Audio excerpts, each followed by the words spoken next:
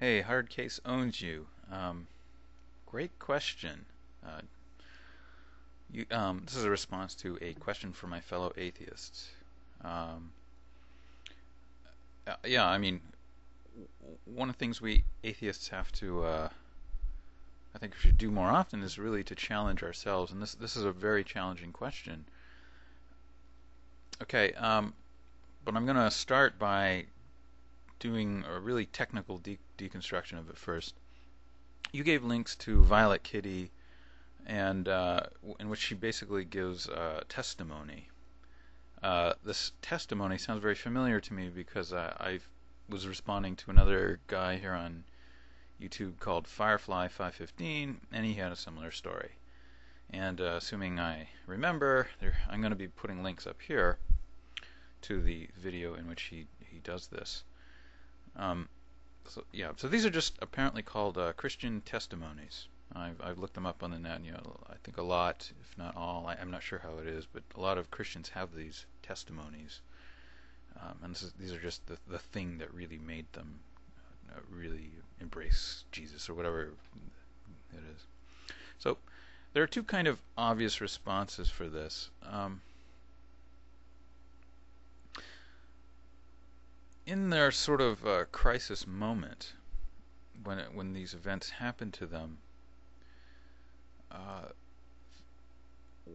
what happens is they are contemplating suicide, and some emotional part of their brain probably steps in as a kind of defense mechanism to sort of shut down the rational side of their brain. And you can imagine some kind of euphoric experience might result from this. And and this, if they've had a past predisposition towards religious belief, that is to say, if they've already been primed by some kind of pre-indoctrination, then this episode may seem supernatural to them, in which point they just fill in the rest, right? And also, like, we're hearing about these stories like long after they've happened.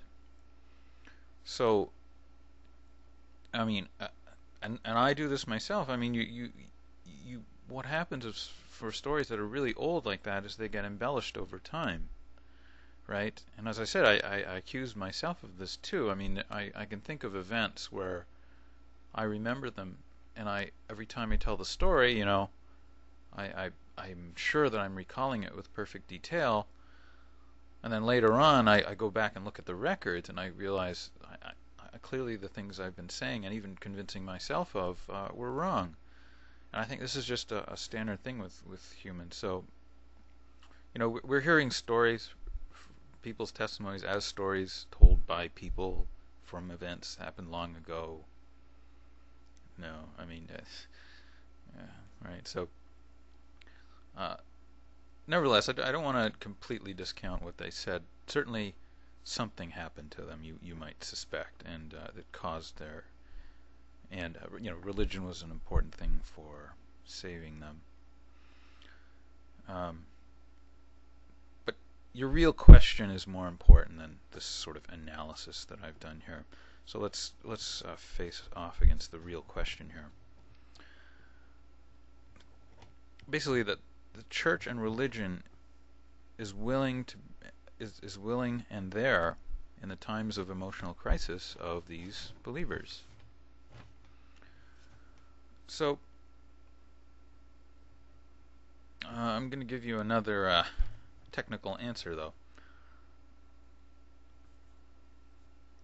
When you observe this about the sort of religions or this whole Christian infrastructure of how they were there to help these people, let's turn the question around and ask, how can atheists help each other?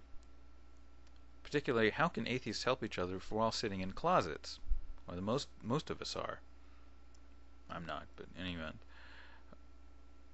An atheist in a closet cannot help someone else, another atheist who's in a closet, who's going through some emotional crisis. So, what I would say then is that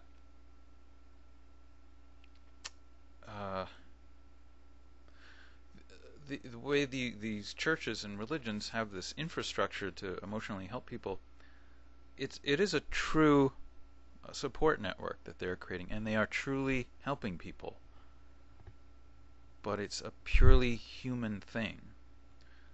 When the church and these religions sort of help people, it's really their own accountability towards their humanity, not their belief.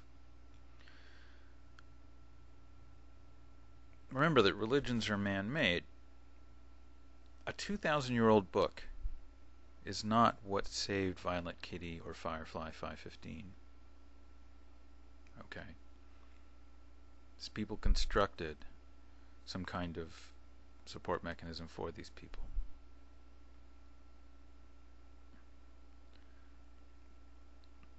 I mean, the church can do this because they have infrastructure. The church is not in the closet.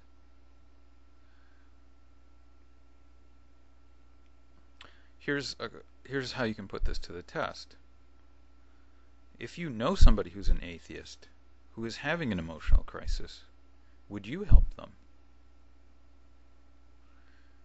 You probably would, and that comes from your humanity. It's the same.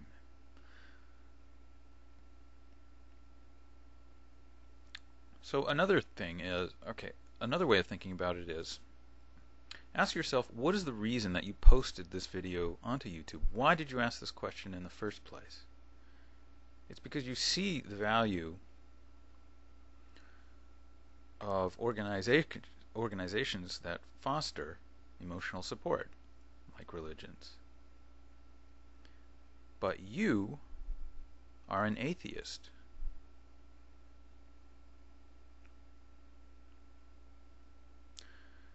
In other words, the support doesn't really come from the belief. It comes from people. It comes from people like you.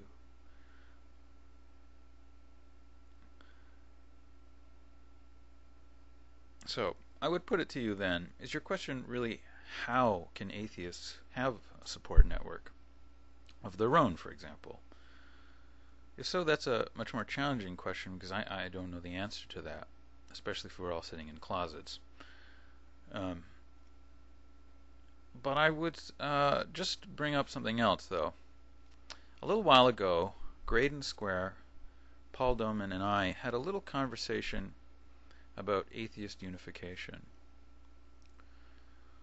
At the time, I was very skeptical of the idea of unification, because it makes us sound like a religion.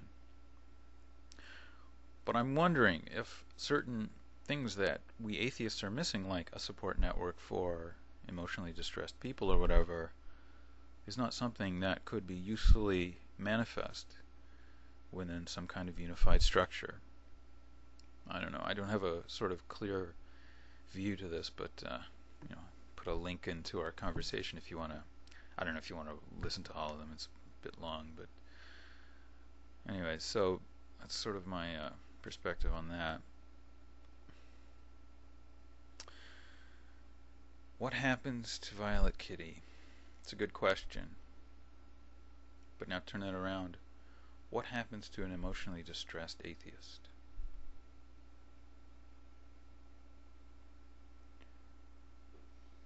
I'm not sure you can use a religious network to save an emotionally distressed atheist, right? And finally, you just made this point that Sam Harris's suggestion of conversational intolerance. But I mean, that's about bringing people out of the closet. He hasn't addressed the problem of a social support network. But if people are out of the closet, maybe the people who leave will address the problem. Anyway, those were just my thoughts. To be later.